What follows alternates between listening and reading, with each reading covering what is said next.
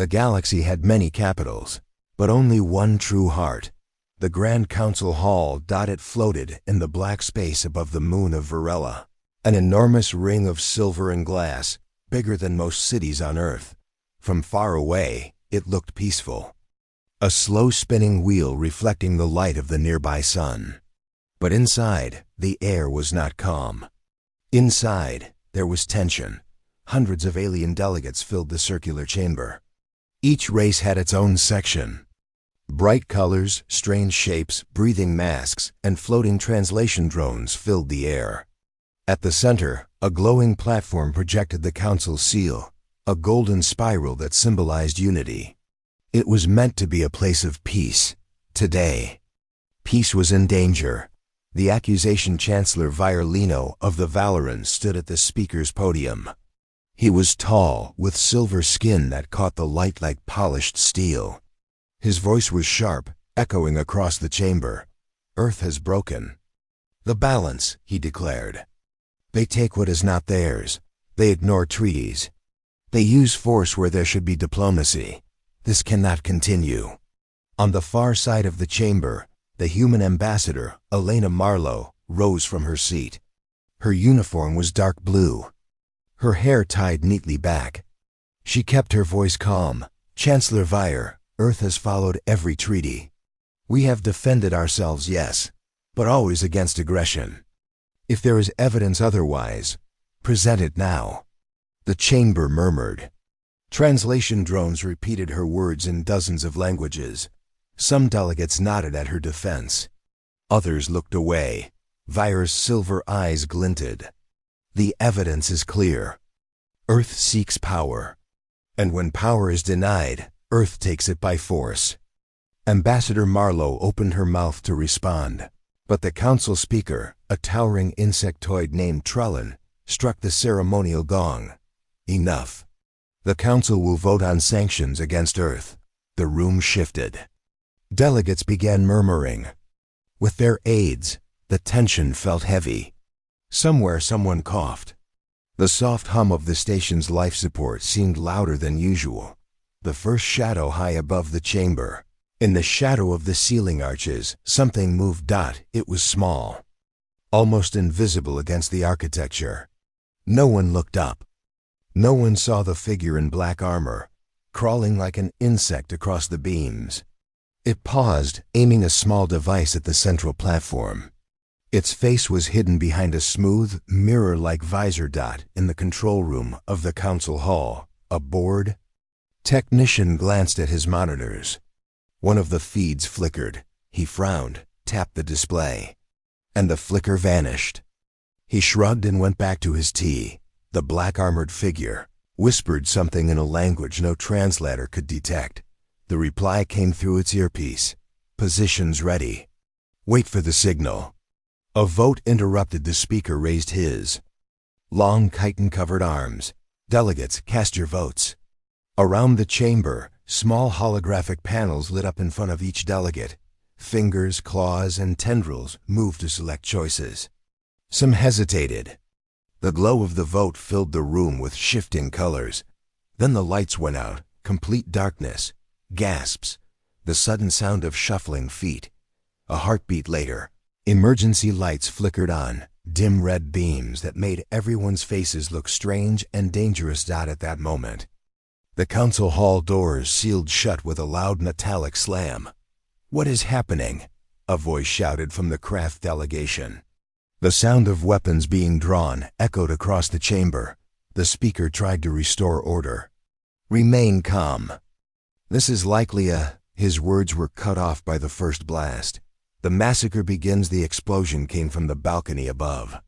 A ball of bright light rolled into the chamber and burst into a wave of searing white energy. Dozens of delegates screamed, clutching their heads as the sound hit. A piercing, vibrating tone that seemed to shake bones. Before anyone could recover, shapes dropped from the shadows above. They landed silently, 6 of them, each in the same black, insect-like armor. Their helmets were smooth and mirrored, hiding any face. They moved with machine precision. No warning, no demands. They opened fire. Weapons that spat blue arcs of energy tore through the delegates. Seats burned. The air filled with the smell of scorched metal and flesh. Panic erupted. Alien guards returned fire, but the assassins moved too fast, sliding, flipping, vanishing into cover, then reappearing to strike again. It was like fighting shadows. Ambassador Marlowe ducked behind a marble column. She could see Chancellor Vire across the room, shouting orders in his own language. His guards formed a protective wall around him, but one assassin simply threw a small sphere into their group. It exploded in a silent flash, and when the light cleared, every guard lay unmoving. Vire stared at the assassin. The mirrored helmet reflected his own terrified face. No mercy. One by one, the council's most important voices fell. Some were shot, some were cut down by glowing blades. The assassins were not killing randomly, they were targeting leaders. Speaker tried to flee toward the central platform's escape hatch. One assassin stepped in his way. The speaker hissed in rage and raised his ceremonial staff, which crackled with energy. The assassin tilted its head slightly, and then fired a single round into the speaker's chest. Trellin collapsed, his staff rolling away. A Valoran guard commander managed to knock one assassin down. For a brief moment, it looked like the tide might turn. Then the assassin's chest opened slightly, revealing a spinning core of light. A blast of raw energy flung the guard's body halfway across the chamber. The wrong faces from her cover. Marlowe finally saw something strange. One assassin moved past her position, close enough for her to catch the reflection of the emergency lights on its visor. For a split second, she saw the shape of a human face beneath the glass. Pale skin, human jawline. Even the way it moved, it looked human. Her stomach turned cold. The galaxy was already ready to blame Earth. If anyone else saw what she just saw, it would be enough to condemn humanity without trial. She tried to crawl toward a terminal, but two assassins blocked her path, firing at a cluster of guards. She froze. The final strike had lasted less than 60 seconds. The assassins swept the chamber, finishing anyone still standing. The sound of weapons faded, replaced by the crackle of small fires and the groans of the wounded. Then, as suddenly as they came, the assassins retreated. They did not speak. They did not take prisoners. They simply activated grappling lines and shot upward, vanishing into the shadows of the ceiling, then into the vents. Silence fell over the Grand Council Hall. Aftermath. Chancellor Vire was alive. Barely. His silver skin was scorched, his robes torn. He looked around the ruined chamber with cold, furious eyes. This was Earth, he hissed. It must be. Ambassador Marlowe stood slowly, her hands shaking. "You don't know that," she said. "I saw them," Vire replied. "I saw human faces behind those helmets." Marlowe swallowed hard. She had seen it too. Outside the hall, emergency sirens blared. Medical teams rushed in, stepping over the bodies. News drones hovered at the windows, broadcasting the images across the galaxy. Hidden proof far away, in a maintenance corridor deep inside the council station, a small floating recorder blinked. It had been hidden in a corner, almost invisible. Its lenses had captured everything. The assassin's arrival, the massacre, the strange human-like faces. The recorder drifted silently toward a shadowed figure waiting at the end of the corridor. Gloved hand reached out and took it. "Sent it to all networks." The shadow said. The recorder's light blinked again, then went dark, somewhere in the galaxy. The war drums began to beat. Closing image. The final shot, from a news broadcast, showed still frames of the black-armored killers, with human-like features visible under the visors. The caption read, "Earth attacks the Council, the Valorans. Demand justice." In the corner of the image, the insignia on the assassin's shoulders was visible. It looked like Earth's military emblem, but not quite. The lines were wrong. The colors slightly off. Almost like a copy, but by the time anyone noticed, The galaxy had already made up its mind. The news spread faster than light. Across thousands of worlds, glowing screens showed the same footage. Black-armored soldiers tearing through the Grand Council. Slow-motion frames paused on the human-like faces behind the mirrored visors. Reporters spoke with anger. Politicians shouted for justice. In every version of the story, the same conclusion appeared. Earth was guilty. The first blows. Earth's president, Jonathan Rains, stood in the underground command center beneath Washington. Arcology. The walls glowed with holographic maps of the solar system. Red markers appeared one by one, enemy fleets, dropping out of faster-than-light travel at the edge of human space. They didn't even send a warning. The defense minister said, voice low. They don't need one, Rains replied. The council massacre was their warning. The first attack came within hours. At the edge of the Kuiper Belt, a Valorans strike fleet smashed the human listening post Outpost Vega into dust. No survivors. Then came Callisto Station, a civilian colony on Jupiter's moon. The Valorans bombarded it from orbit, shattering its domes. 10,000 dead in minutes. The news hit Earth like a shockwave. People filled the streets, demanding answers. Some shouted for war. Others begged for peace. Captain Mira Kane in the chaos. Captain Mira Kane arrived at the Orbital Defense Command in New Manhattan. She was tall, with sharp eyes and a quiet voice. The kind of voice that made people listen. She had been pulled from a covert intelligence mission only hours before the massacre. Now her orders were simple. Find out who was behind it. Her commander, Admiral Stavros, didn't waste time. We have to prove we didn't do this, he said, sliding a datapad across the desk. Or there won't be an Earth left to defend. Mira scanned the files. The images of the assassins were clear, but something bothered her. The armor, she said slowly. It looks human. But the design isn't right. That's not good enough, Stavros replied. We need hard proof. Mira knew he was right. In war, suspicion was as deadly as bullets. The siege begins by the third day. The skies over Earth were no longer clear. Valoran cruisers hovered in high orbit, their long silver hulls gleaming in the sunlight. From the ground, they looked like silver scars across the blue sky. The media called them blades in the heavens. Every hour, the ships moved closer. Earth's defense fleets took position, their dark, angular ships forming a wall around the planet. The air was thick with fear. In New Shanghai, crowds gathered under the giant screens in Central Plaza. When the first orbital bombardment began, not on Earth itself, but on the human colony world of Erebos Prime, the screams were heard. Across the city, Erebos Prime burned live on every channel. Firestorms tore across the landscape. Whole cities disappeared in white flashes.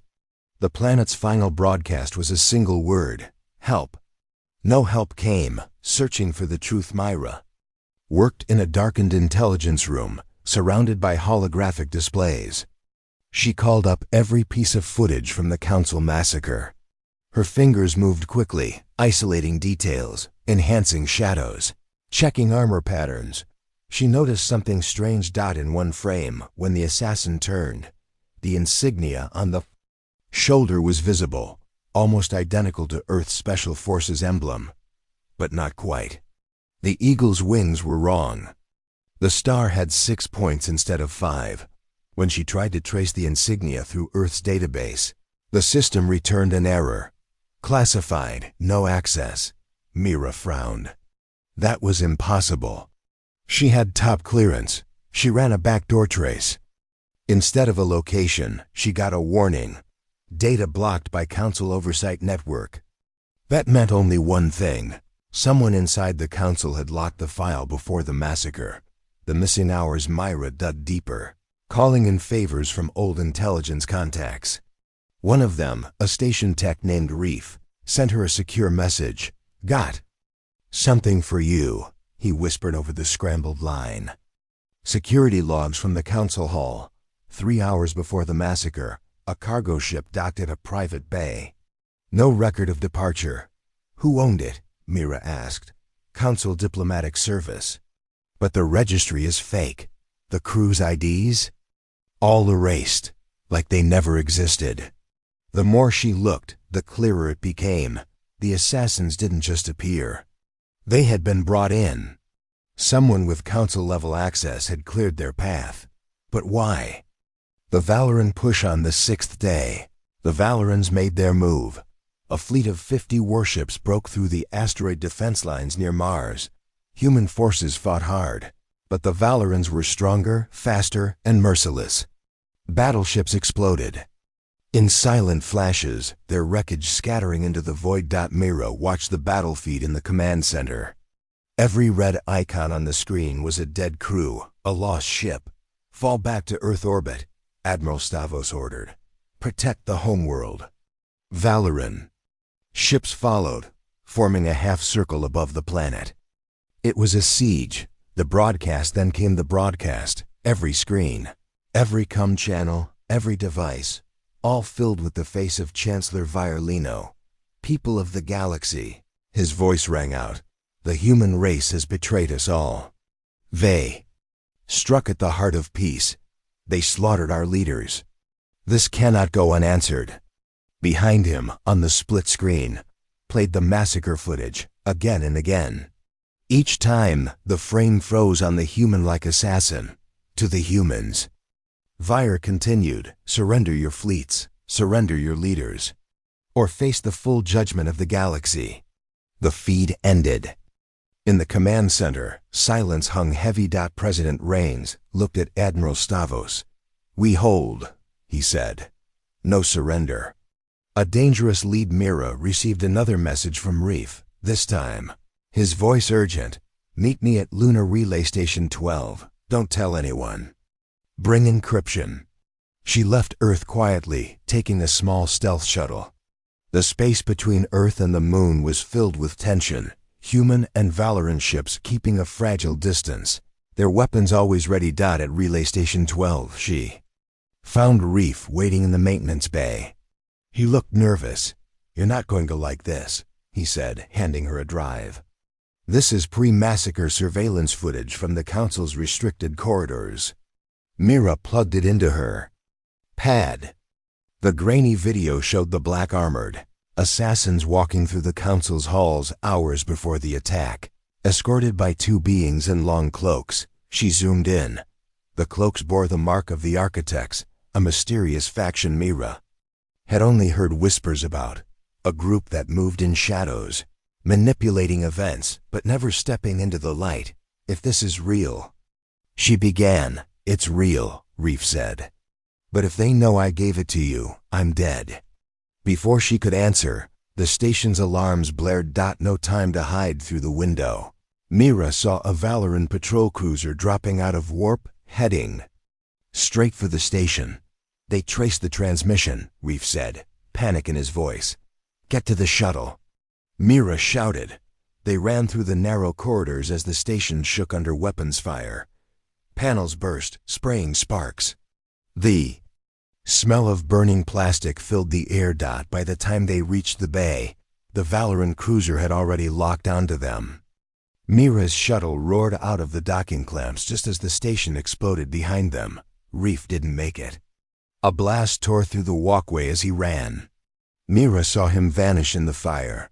Her shuttle spun, stabilizers screaming, but she forced it into a blind jump. No destination set, just escape. The message when she finally dropped out of warp. Mira was alone in deep space. The stars were silent. She opened the drive Reef had given her, replaying the footage again and again. The evidence was there. The assassins were not acting alone, and Earth was being framed. She recorded a message to Admiral Stavros. Sir, the massacre was a setup. The assassins were escorted by individuals connected to a group called the Architects. This is bigger than Earth versus Valorans. Someone wants us both destroyed. She sent it through a scrambled channel. But deep down, she knew it might never reach him. The siege tightens back on Earth. Things were worse.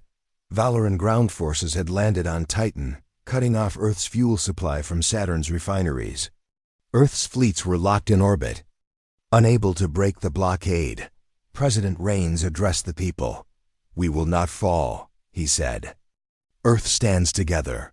But Mira knew the truth. Without allies, Earth couldn't hold forever, and if the architects were truly behind this, then the real war hadn't even begun. Closing hook as Mira's shuttle drifted toward the dark side of a nameless moon, her cum crackled. A voice she didn't recognize spoke through static. "Captain Kane, if you want the truth, come to Europa. Orion is waiting." She leaned forward. "Who's Orion?" she asked.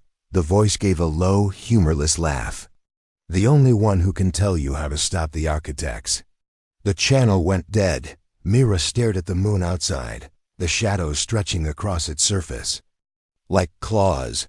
She didn't know it yet, but this was the first step into a war that would decide the fate of the entire galaxy.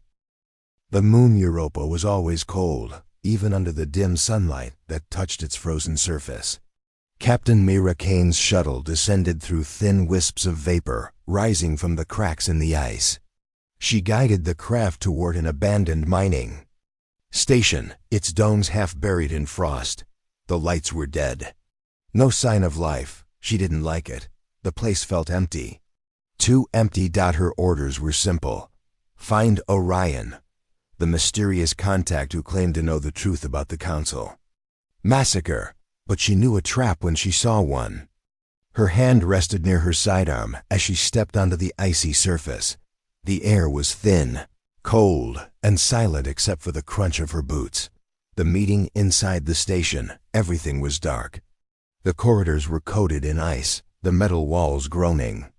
In the cold, Mira's flashlight beam cut through the darkness, revealing broken crates and old mining tools. Then a voice echoed through the hall. "You came alone." She turned quickly, weapon ready. A figure stepped into the beam, tall, wearing a long coat patched with frost, his face hidden under a hood. But his voice wasn't human. It was layered, mechanical, and deep. "I am Orion," the figure said. "And you are the human they sent to find the truth." Mira kept her weapon steady. "If you know the truth, start talking." Orion slowly lowered his hood. He wasn't human. His face was smooth metal, glowing lines running from his eyes to his jaw. No mouth moved when he spoke. "I was created by the architects," Orion said. "I was their weapon, their spy. But they made a mistake. They gave me the ability to think for myself, and now I know what they have done." The architect's plan. Orion led Mira to a control room deep in the station. Dust and frost covered the consoles, but he powered them up with a touch of his hand. Holograms filled the air, maps of the galaxy, fleets in motion, secret routes between systems. The massacre, Orion began, was never the work of Earth or the Valorans. The assassins were mine once, synthetic soldiers. Perfect copies of living beings, built to wear any armor, carry any flag. They were programmed to cause chaos. The hologram shifted, showing the black-armored assassins boarding the council hall. Then the footage zoomed in, showing something no one had seen. A small triangular mark etched into the back of each assassin's neck. "The mark of the architects," Orion said. "They hid it well. You were meant to see human faces, not the truth." Mira's mind raced. "Why frame Earth?" "Because," Orion replied, "the architects need war. They feed on it. The more your worlds fight, the weaker you both become. When you are broken, they will come openly. They will rule the galaxy. Proof." And Danger Mira leaned closer to the display. "If we can get this proof to the Council." "You can't," Orion interrupted. "The architects control the Council now. Their agents sit in high seats. If you try, you will be killed before you speak." "Then what's the plan?" Orion touched another panel. A new map appeared, this one showing the Valoran capital world. "Their high command has been infiltrated. If you expose that, the Valorans will turn against the architects. Before Mira could answer, alarms rang through the station. Red lights flashed, cutting through the icy blue darkness. They found us, Orion said, his voice calm but urgent. The attack on Europa outside. Valoran dropships descended through the thin clouds, their engines glowing red. Soldiers in. Heavy armor stormed the ice, weapons ready. They're not here for me, Orion said. They want you. You're the human who knows too much. Mira grabbed her rifle. Then let's not make it easy. They moved through the station's side corridors, Orion guiding her through maintenance shafts and frozen tunnels. The sound of boots echoed closer, metal doors hissed open. Energy blasts tore chunks out of the walls. When the soldiers broke through, Orion's hands glowed with bright energy. He unleashed a wave of force that sent the front line flying backward into the snow. But more came. Mira covered the rear, taking precise shots that dropped enemies one by one. Still, they were outnumbered. We need an exit, she shouted at Orion. Pointed upward. Hangar. This way. Escape through the ice. They reached the hangar as the roof shook from impacts. Orion opened a blast door to reveal a small but fast transport ship. Mira jumped into the pilot's seat while Orion sealed the hatch. As they lifted off, Valoran fighters chased them, weapons firing. Mira dove low, skimming across Europa's jagged ice plains. Laser blasts exploded behind them, sending shards of frozen rock into the air. She pulled the ship into a narrow canyon, the fighters following. Orion leaned over her shoulder. Steady. Now. He pressed a control, releasing a burst of chaff and energy pulses. The fighters' sensors scrambled, and they pulled away, losing the trail. They broke free into open space, leaving Europa shrinking behind them. The deadly truth once they were clear. Orion replayed the massacre footage again, this time with enhancements. The human-like faces of the assassins flickered, then shifted into cold, synthetic masks. They can look like anyone, Orion said. They have replaced leaders before. They have erased entire histories. Mira stared at the footage. If this gets out, it changes everything. Orion shook his head. Not enough. The architects will call it fake. To prove it, you must get someone powerful, someone the galaxy trusts, to see it with their own eyes. Who? Sarek Thorn, Orion replied. Valoran military commander. He believes humans are the enemy, but he hates the architects. More. Mira thought about the risks. The Valorans would kill her on sight, but if Sarek could be convinced. She took a deep breath. Then we find him. The trap at Varela Drift. Orion set the course for Varela Drift, a lawless region between Valoran and human space. It was where Sarek's flagship was last seen. When they arrived, the space was filled with wreckage, burnt ships drifting slowly. Faint distress signals echoed across the comms. It was quiet. Too quiet. Then, a massive shadow moved behind them. A Valoran dreadnought emerged from the debris, weapons charging. They were waiting for us, Mira said. Valoran boarding craft latched onto their hull. Mira and Orion fought back, blaster fire lighting up the corridors. The ship shook violently as explosions tore through its outer decks. They were losing. Face to face with the enemy, the boarding doors blew open. At the front of the Valoran squad stood Sarek Thorn himself, tall, silver-skinned, and armed with a massive blade. His voice was like steel. You are the human from the massacre footage, Sarek said. Give me one reason not to kill you. Mira dropped her weapon. Because we're fighting the wrong war. She tossed him a small hollow projector. It activated, showing the enhanced massacre footage, the faces of the assassins changing from human to synthetic, the architect mark glowing faintly. Sarek's eyes narrowed. He didn't speak for a long moment. Finally, he turned to his soldiers. Stand down. A reluctant alliance in the Dreadnought's command chamber. Mira explained everything. Orion's history, the architect's plan, the proof they carried. Sarek listened in silence. When she finished, he walked to the window, staring out at the drifting wreckage. "The architects destroyed my father's fleet during the Coral Wars," he said. "We thought it was a human attack. I see now we were wrong." He faced her. "I cannot promise peace between our people, but I will help you strike at the architects." Orion leaned forward. "Then we start at your high command." "That's where they're hiding," Sarek nodded. "Prepare yourselves. Once we go there, there will be no turning back." Closing hook, the dreadnought turned toward Valorans space, its engines burning bright. Mira watched the stars stretch into light as they entered faster than light travel. She knew this alliance was fragile, but it was the only chance they had. Orion's voice was low, almost like a warning. "The architects will know we are coming, and they will be ready." Mira didn't answer.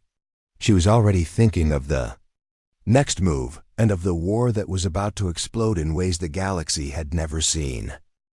The Valoran dreadnought Vigil Spear cut through the darkness of space, heading toward the Valoran capital world, Cryos Prime.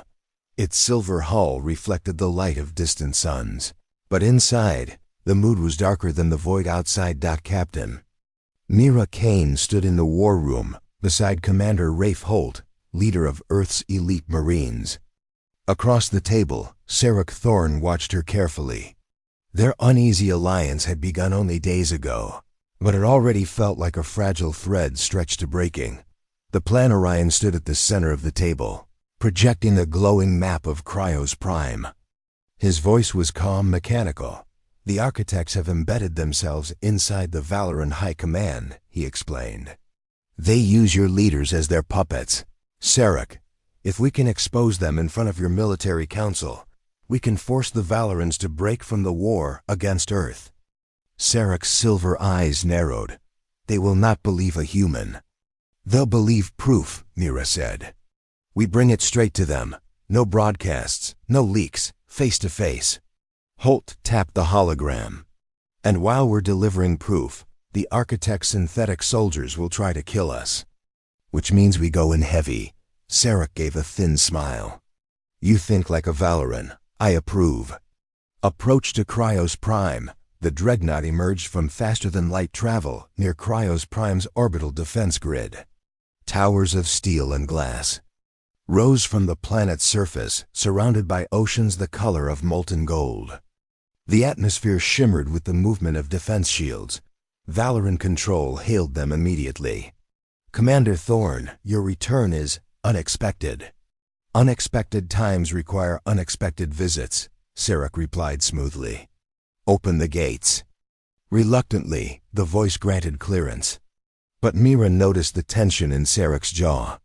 They were already under suspicion. Landing in the Lion's Den, the shuttle descended into the capital city, a place of towering crystal structures and wide avenues lined with banners.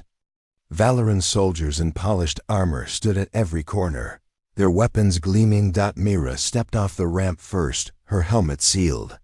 Every eye followed her, a human in the heart of enemy territory. Holt's Marines formed a protective arc around her, while Sarek's honor guard took point. Inside the High Command building, the air smelled of steel and strange incense. The walls glowed faintly, like they were alive. At the far end of the chamber, a group of Valoran generals stood waiting. The accusation, the tallest general stepped forward, his armor marked with gold. "Sarek Thorne," he said, "you return with humans in our sacred halls. Explain yourself." Sarek's voice was steady. "I bring evidence of a greater enemy. The Council massacre was not the work of Earth. It was the work of the architects." The generals murmured in disbelief. One of them barked, "Lies to avoid defeat." Mira stepped forward, placing a small hollow projector on the floor. The enhanced massacre footage played, the assassins' faces shifting from human to synthetic, the faint architect mark glowing on their necks. The generals watched in silence. Some looked uncertain. Others looked furious. Then, without warning, one of the generals drew his sidearm and fired at the projector. The reveal, the blast, didn't hit the device. Holt's Marines had been ready. They dove in front, shields raised. At the same time, Orion's voice came through Myra's cum. "That general is not Valorant," he said. "He's synthetic." Before Mira could react, the general leapt into the air with unnatural speed, crashing into two Valorant guards. His skin rippled, shifting into the cold metallic surface of an architect assassin. Chaos exploded in the chamber. The fight inside High Command. Holt and his Marines opened fire, their rifles roaring. Valorant soldiers joined them, realizing the truth too late. The synthetic general moved like liquid steel, dodging blasts and striking with bone-breaking force. Two more generals revealed themselves, their bodies twisting into armored assassins. Energy blades flashed, cutting through marble pillars. Mira ducked behind a table, returning fire with precision shots. Orion's hologram flickered beside her. "They're trying to destroy the proof," he warned. Holt shouted across the chaos. "Kane, get that data to the central core. Upload it to their secure network." Mira sprinted for the side door, Sarek covering her with his plasma rifle. An assassin lunged from the shadows, but Sarek's shot took it in the chest, sending it crashing into the wall. The data run the corridors of the High Command were a maze of crystal and steel. Mira ran at full speed, hearing the sounds of battle echo behind her. The core room was heavily guarded, but the guards stepped aside when Sarek barked an order. She reached the main console and slammed the drive into the slot. Orion's code began uploading the footage, bypassing layers of security. 30 seconds, Orion said. In that 30 seconds, 3 assassins appeared in the doorway. Mira fired until her rifle overheated. Holt's Marines arrived just in time, dropping 2 of the synthetics with concentrated fire. The last one made it to the console, its blade raised, but Sarek grabbed it, driving his own blade through its chest. The upload hit 100%. The truth spreads in the main chamber. The Valorant generals froze as every screen lit up with the footage. Across Cryos Prime and across Valorant space, people watched as the massacre replayed in high resolution, the architect mark shining like a brand. The room went silent. Sarek faced the generals. "Now you see. We have been fighting shadows while the real enemy hides in our walls." No one argued this time. The counterstrike begins within hours. Valorant fleets began recalling ships from Earth's blockade. Communications were sent to human forces, offering a temporary ceasefire to deal with the architect threat. But it wasn't over. Orion's voice came through the cum. "The architects know what we've done. They will move now, fast." Mira looked at Holt. "Then we move faster." Sarek joined them at the shuttle ramp. "We take the fight to them. Together." Closing hook, the shuttle lifted off from Cryos Prime, the city below still in shock from the revelation. For the first time, Mira felt like they might actually stand a chance. But as the stars stretched into light, Orion's voice was heavy. "They will strike back in ways you cannot imagine." This was only the first battle. Mira glanced out at the darkness ahead, knowing the war had truly begun. The galaxy had not been this quiet in years. For the first time since the Council massacre, human and Valorant fleets were not aiming weapons at each other. Instead, they floated side by side in neutral space, repairing ships and trading cautious glances. The fragile ceasefire had begun, but everyone knew it was only temporary. The broadcast to the galaxy on the Valorant flagship, Vigil's Spear. Captain Mira Kane stood in front of a holo camera. Beside her was Commander Sarek Thorne, his silver armor polished but scarred from battle. Orion, the synthetic defector, stood behind them, silent but imposing. "This is Captain Mira Kane of Earth," she began, her voice firm. "And Commander Sarek Thorne of Cryos Prime. We speak to every world still listening." She activated the footage once more, the assassins' faces shifting from human to synthetic, the architect mark glowing on their necks. Then she spoke. "We were at war because of this lie. The architects wanted us to destroy each other. They failed. Now we fight them together. The message was repeated across hundreds of star systems. Some worlds cheered, others doubted. But no one could ignore the truth anymore. The architect's reply came 3 hours later, not words. Not a message. A planet killer dot had appeared above the colony world of Dravos 3. A massive black sphere the size of a small moon. Energy arced across its surface like veins of lightning. The planet's defense grid opened fire, but the weapons' shields glowed and held dot then. A single beam of white light struck the planet dot. It was silent from space, but the surface erupted into firestorms visible from orbit. Oceans boiled away. Cities turned to glass. Within minutes, the entire world was gone, nothing left but a molten wasteland. The architects had sent their answer. No negotiation, only annihilation. The War Council, the human Valorant alliance, gathered in a war council aboard Vigil's spear. Holograms of Earth's President Reigns and the Valorant Supreme Strategist filled the room. We cannot defend every world, Reigns said grimly. If they use more of these weapons, we'll lose faster than we can react. Orion stepped forward. The planet killer is controlled from a single command hub, a fortress hidden inside a dying star system. Destroy that, and their fleet will fall into chaos. Sarek's eyes narrowed. How do you know this? Because, Orion replied, I built the system. Silence filled the chamber.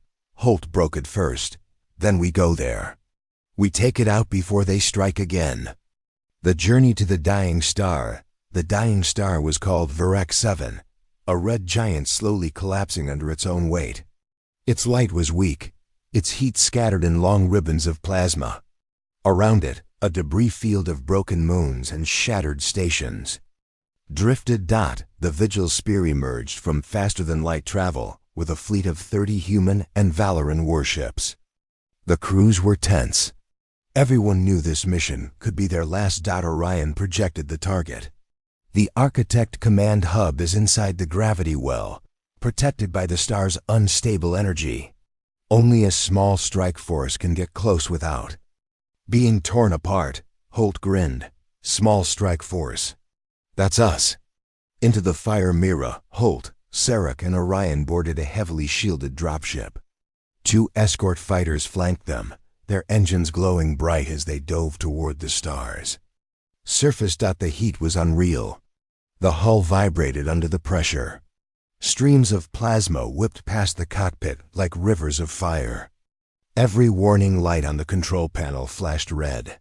Through the haze, the command hub appeared, a massive black spire jutting out from the star's corona, surrounded by spinning defense platforms. They built it in the fire so no one could reach it, Sarek said. Looks like we're here to prove them wrong. Mira replied. The infiltration. The dropship skinned across the spire's surface, avoiding turret fire. Holt's Marines blasted open a hangar door, and the team stormed inside. The corridors were dark and hot, metal walls glowing faintly from the heat outside. Synthetic soldiers appeared instantly, their eyes like shards of ice. The battle was close and brutal, rifles at point-blank range, blades clashing, armor shattering. Orion moved like a storm, his hands glowing as he tore through enemies with blasts of pure energy. Sarek fought with his massive blade, cutting down anyone in their path. Holt's Marines held the flanks while Mira pushed forward toward the control core. The core room, the core chamber, was vast, a sphere of black metal with a glowing energy heart at its center. Cables as thick as buildings ran into it, pulsing with power. Suspended above was the Architect Overmind, a construct of steel and light shaped vaguely like a massive, armored head. Its voice filled the room without sound. You cannot stop what has begun. The Overmind's eyes blazed white. Energy surged through the walls. Synthetic reinforcements poured in from every doorway. Holt yelled over the gunfire. Kane, plant the charge. Mira ran for the central console, a small quantum warhead in her pack. She slammed it into place, locking the clamps. A timer appeared. 5 minutes. The Overmind's offer as the battle raged. The Overmind's voice spoke directly into Myra's mind. Spare me, and I will make Earth the ruler of all. Your enemies will kneel, your name will be eternal. She kept firing, pushing forward. You destroyed Dravos 3. You killed billions. I'm not making deals with a murderer. The Overmind's tone shifted, almost amused. And what will you be when you kill me? A savior? Or just another executioner? She ignored it, pressing the detonator control. Escape through the collapse. Charge is set, Mira shouted. Then we move. Holt ordered. The team fought their way back to the hangar, the star's surface erupting outside as the spires. Structure began to fail. Explosions ripped through the corridors, throwing soldiers and synthetics alike into the air. The dropship launched into the firestorm. Plasma waves smashed against the shields, alarms blaring. Behind them, the black spire cracked, molten light spilling out like blood. The warhead detonated. The explosion didn't just destroy the spire, it destabilized the star itself. A shockwave of white-hot energy expanded outward, tearing apart. The Architect fleet in orbit. Aftermath of Vigil's spear pulled the dropship aboard just as the shockwave reached them. The surviving fleet jumped to safety, leaving the dying star to collapse into a massive black hole dot in the war room. Mira stood with Sarek and Holt, watching the last transmissions from the battlefield. The Architect's fleet was shattered. There. Planet killers were offline, but Orion's voice was not triumphant. This was not their only stronghold. The Architects are ancient. They will rebuild. Mira nodded slowly. Then we'll be ready. Closing hook as the fleet set course for home. A faint signal appeared on the edge of the comms, a voice distorted beyond recognition. You think you have won, but we are already among you. The message cut off, leaving only static. Myra glanced at Sarek.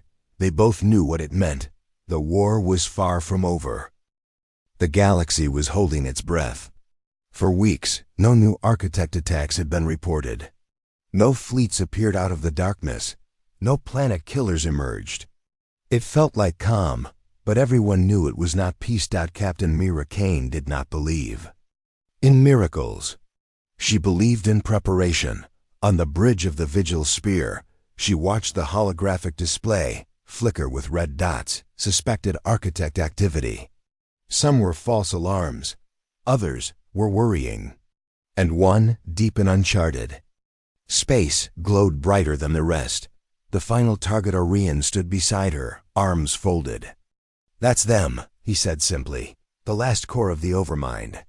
Bigger than anything we've faced. If we destroy it, they will have nothing left. Commander Sarek Thorne, leaning on his blade, frowned. And if we fail?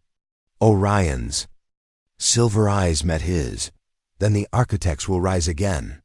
And they will not make the same mistakes. The decision came quickly. Earth's president and the Valoran High Command approved Operation Starfall, a direct strike into enemy space. No more defensive battles. No more waiting. This time, they would bring the war to the Architects. Journey into the dark. The Allied fleet departed at dawn cycle, engines roaring like thunder. 60 warships, human and Valoran, cut through the void. Crews moved with quiet focus. Every soldier knew they might not come back. The journey took them to the edge of the galaxy, into a region known only as the Veil, a dense cluster of dark nebulae and dead suns. Navigation was dangerous, with hidden gravity wells and drifting asteroid fields. When the fleet emerged from hyperspace, the view silenced the bridge. Before them floated the Architect's stronghold, a black fortress the size of a small moon, wrapped in spiked towers and glowing crimson lines. It orbited a massive black hole, its gravity twisting the light around it. Mira stared. They built their nest on the edge of nothing. Orion's voice was grim. The black hole powers there. Weapons. And it will kill us if we make one mistake. The battle begins. The fleet formed attack lines. Earth's cruisers took the front. Valorans on the flanks.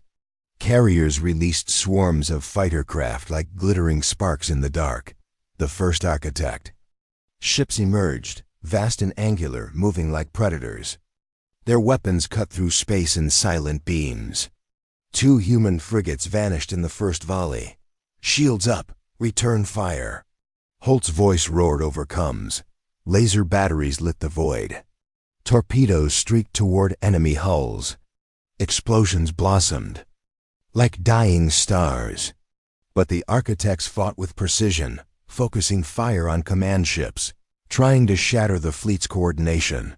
Myra's dropship was waiting in the hangar, the strike team's ride to the fortress. The moment a gap opened in the enemy lines, they would go in. Breaking through Orion transmitted attack coordinates to the fleet. Hit here. It's their shield relay. A dozen ships turned their guns on a single architect cruiser. The shields failed, and the ship tore apart in a flash of molten metal. The fortress's outer barrier flickered for only a few seconds. That's our door, Mira said. The dropship launched, diving through debris and fire. Fighters flew escort, blasting apart any drone that came close. They skimmed the surface of the fortress, dodging plasma turrets and spiked towers. Inside the fortress, the hangar was enormous, lined with black-armored synthetic troops. The moment the dropship landed, the fight began. Marines poured out, weapons blazing. Sarek was a storm of steel, cutting down enemies in wide arcs. Holt barked orders, holding the center. Mira and Orion pushed toward the inner corridors. The air was cold, smelling of metal and ozone. The walls pulsed faintly, as if the fortress itself was alive. They reached the central lift, a massive shaft descending into the core. Orion's hand glowed as he hacked the controls. The Overmind is below, but it will know we're here. The Overmind revealed the lift opened into a vast chamber. At its center rose the true architect Overmind, far larger than the one they had destroyed before. Its body was a towering pillar of metal and light, with thousands of cables stretching into the walls. Its face was a shifting mask of energy, always changing. Its voice filled the chamber, deep and cold. You come again to end me, humans, but you are too late. Images flashed in Mira's mind. Fleets burning, worlds breaking, humans kneeling before architect rulers. It wasn't just speaking. It was showing her what would happen if they failed. She raised her rifle. Not today. The final fight, the floor split open, and massive synthetic war machines rose from below. They were twice the size of a man, armed with energy blades and cannons. The Marines formed a defensive line, but the machines crashed into them with unstoppable force. Orion unleashed a wave of blue energy, ripping through enemy ranks. Sarek leapt onto one machine's back, driving his sword into its core. Holt's voice shouted orders through the chaos. Mira ran for the Overmind's control pillar, a quantum warhead strapped to her back. Bullets and plasma fire streaked past her. She could feel the Overmind's thoughts pressing into her mind. I can give you everything. Earth will rule. The galaxy will fear you. She shouted over the noise. We don't need fear. We need freedom. Planting the charge, the climb to the pillar was brutal. Enemies at every level, the heat of the core growing with each step. Finally, she reached the access port. Orion joined her, holding back attackers with a shimmering shield. She slammed the warhead into place. The timer appeared. 4 minutes. Time to go. Holt yelled, but the Overmind roared, and the entire fortress shook. Massive clamps closed over the exits. The black hole outside pulsed violently. Escape through the black hole. Orion's voice was calm despite the chaos. The explosion will destabilize the fortress. The only way out will be through the black hole. Mira stared at him. That's suicide. Not if I guide us, he said. The team fought their way back to the dropship. The warhead's timer ticked down. 2 minutes. They launched into the void as the fortress cracked apart behind them. The pull of the black hole was Immense, stars bent around them. The dropship's hull groaned under the pressure. Orion's hands danced over the controls, weaving them through deadly currents of gravity. Behind them, the warhead detonated. The explosion consumed the fortress, its debris spiraling into the black hole. A shockwave of pure energy tore through. The Architect fleet still fighting the Allied forces. Ships broke apart. Systems went dark. The light beyond the dropship shot out of the black hole's shadow into open space. The Allied fleet cheered as the enemy ships collapsed in flames. The Architects were gone. Mira leaned back in her seat, exhausted. Sarek sat across from her, sword resting on his knees. "It is done," he said simply. Orion, however, looked distant. "No, it is only delayed. The Architects were ancient before your worlds learned to walk. Somewhere fragments of them still wait," Mira nodded. "Then we'll be ready."